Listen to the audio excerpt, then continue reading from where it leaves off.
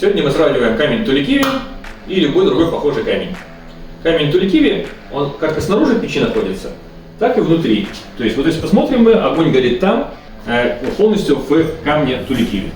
Если любой похожий камень в похожие условия делаем, он испортится однозначно. Второй пример – баня. Берем печь по-серому, баню, там где огонь идет через камни ванные. Используем камень Туликиви. В этом случае получаем эксплуатацию не менее года. Если берем любой похожий камешек, с одного раза готовим веник, совочек, будет прекрасный порошок. Также говорим про безопасность.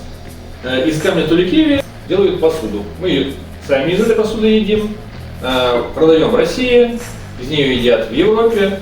То есть это камень безопасный, пищевой. Аналогов из похожего камня нет.